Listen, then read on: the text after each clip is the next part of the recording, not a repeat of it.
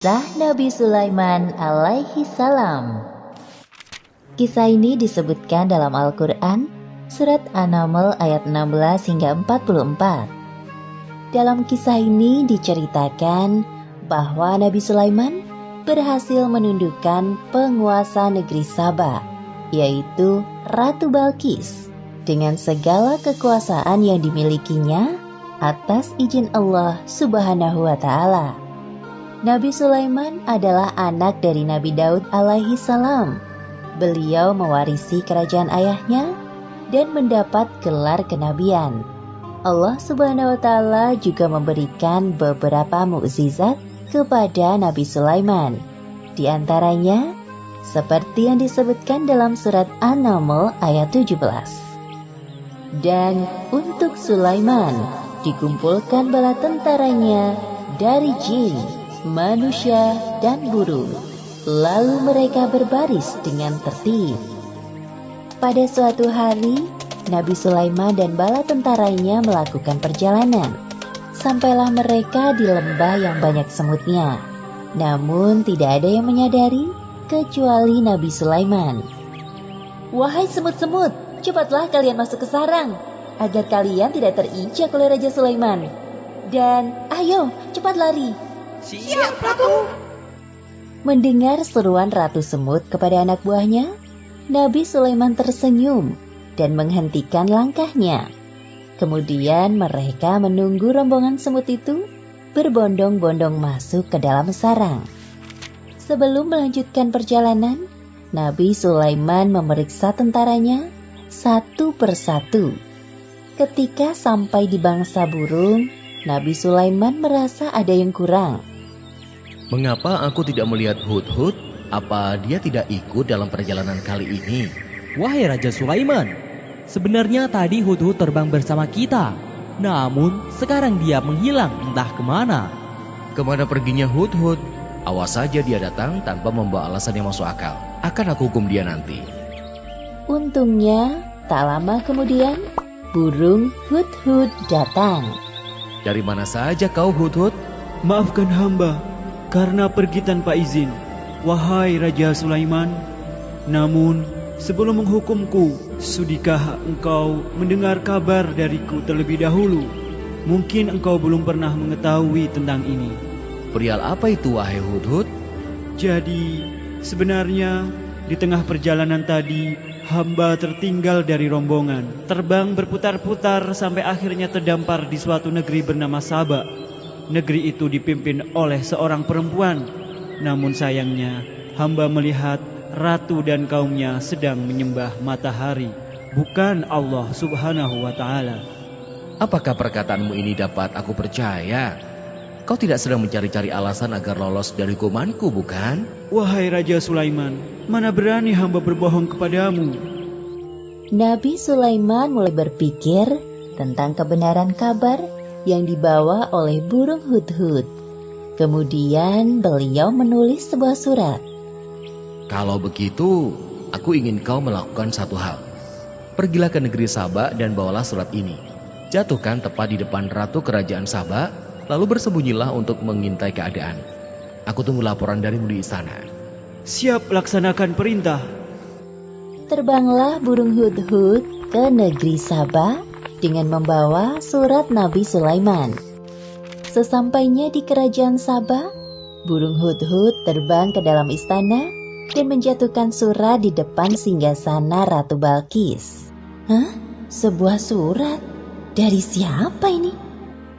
Sebelum pergi, burung Hudhud memberi hormat kepada ratu. Ratu Balqis tercengang melihat seekor burung yang sopan seperti Hudhud. Sepertinya surat yang dibawa burung itu dari orang yang hebat. Apa ya isinya?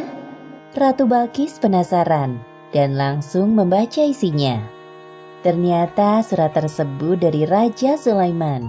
"Dengan menyebut nama Allah yang Maha Pengasih lagi Maha Penyayang, aku Sulaiman, utusan Allah.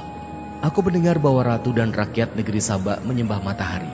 Sebagai utusan atau nabi Allah, aku ditugaskan untuk mengajak kalian menyembah Allah. Segeralah bertobat sebelum datang kemurkaan Allah atas perilaku kalian, atau aku akan menundukkan kerajaan Saba." Selesai membaca surat itu, Ratu Balkis mengumpulkan para penasehat kerajaannya. Wahai para penasehatku, aku mendapatkan surat dari raja bernama Sulaiman. Bacalah surat ini dan katakan pendapat kalian. Ratu Balkis memberikan surat dari Raja Sulaiman kepada para penasihatnya. Setelah membaca surat, raut wajah mereka tampak marah. Jadi, apa pendapat kalian mengenai isi surat ini? Sepertinya Raja Sulaiman mengajak kita untuk berperang. Kita jangan mau tunduk kepadanya. Jika kita tidak mau menuruti perintahnya, pasti dia akan memerangi kerajaan Sabak. Namun jangan khawatir wahai Ratu, pasukan kita siap jika harus berperang melawannya. Yang hamba pernah dengar, beliau adalah seorang raja yang memiliki kekuasaan tidak terbatas. Manusia, jin, dan bangsa burung tunduk kepadanya. Semua keputusan kami serahkan kepadamu, wahai Ratu Balkis. Ratu Balkis mulai berpikir bagaimana cara menghadapi Raja Sulaiman. Ia tidak mau bertindak gegabah, apalagi musuhnya kali ini bukan orang sembarangan. Wahai penasehat, aku ada ide. Besok aku akan mengirimkan hadiah yang banyak dan mewah untuk Raja Sulaiman. Kita lihat tanggapannya. Siapa tahu beliau berubah pikiran. Keesokan harinya, utusan Ratu Balkis berangkat menuju istana Raja Sulaiman di Palestina sambil membawa hadiah yang banyak dan mewah. Sesampainya para utusan Ratu Balkis di hadapan Raja Sulaiman, Aku tidak perlu semua hadiah-hadiah ini. Apa yang Allah SWT berikan kepadaku lebih dari semua ini. Pulanglah kalian, katakan kepada Ratu Balkis, apabila dia dan rakyat Sabak tidak mau menyembah Allah, maka aku dan bala tentaraku akan menghancurkan kalian. Baik, wahai Raja Sulaiman, akan kami sampaikan pesanmu kepada Ratu kami. kedua utusan itu pulang ke negerinya dengan perasaan sedih dan takut. Mereka segera melaporkan apa yang terjadi dan pesan dari Raja Sulaiman. Kemudian, Ratu Balkis mencari cara lain untuk menghadapi Raja Sulaiman. Jika nekat berperang, jelas pasukannya akan kalah telak. Wahai para penasehatku, siapkan pengawal untukku. Aku harus turun tangan langsung kali ini untuk menemui Raja Sulaiman. Siap, wahai Ratu. Tak jauh dari istana, tampak burung hut-hut mendengar percakapan mereka. Ia segera terbang ke Palestina untuk melaporkan apa yang didengarnya kepada Raja Sulaiman.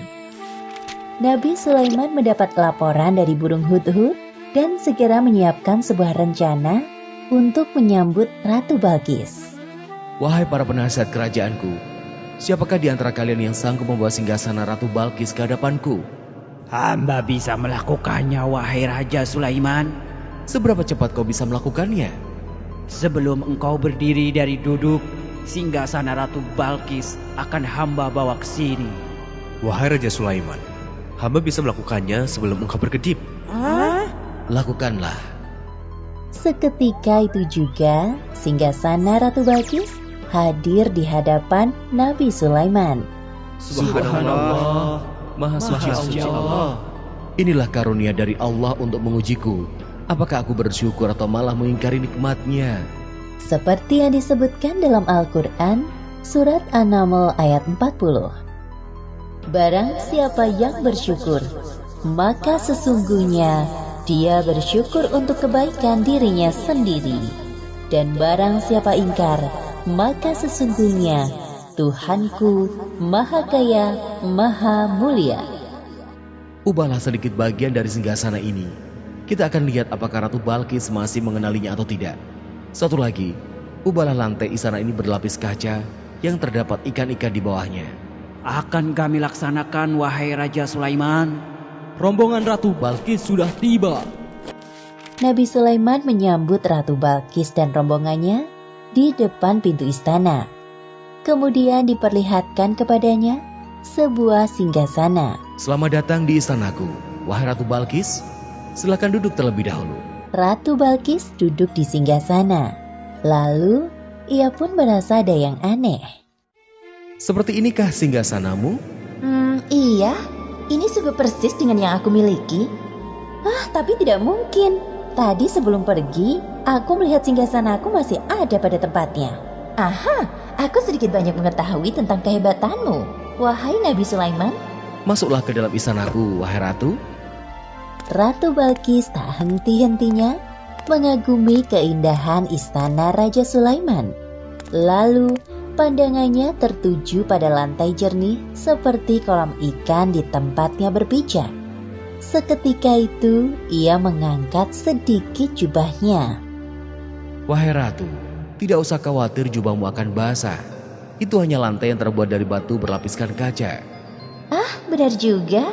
Wah, semuanya ini sungguh indah sekali. Ratu Balkis benar-benar terpesona dengan keindahan dan kekuasaan yang dimiliki oleh Raja Sulaiman. Dalam hatinya ia merasa tidak ada apa-apanya dibandingkan Raja Sulaiman. Sesungguhnya, semua yang aku miliki adalah pemberian dari Tuhan pencipta alam semesta. Dialah Allah Subhanahu wa Ta'ala. Ya Allah, sungguh selama ini hamba telah berbuat zolim. Maafkan hamba. Mulai saat ini hamba berserah diri kepadamu, Tuhan pencipta alam semesta. Demikianlah akhir kisah Nabi Sulaiman alaihi salam.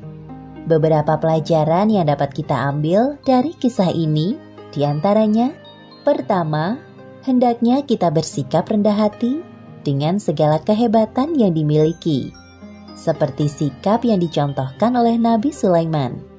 Kedua, bersikaplah lemah lembut kepada semua makhluk Allah. Dan ketiga, hendaknya kita selalu bersyukur atas karunia yang diberikan Allah dengan cara mengingatnya. Karena semua yang diberikan Allah kepada kita adalah titipan yang kelak akan dimintai pertanggungjawaban di akhirat. Wallahu a'lam bishawab.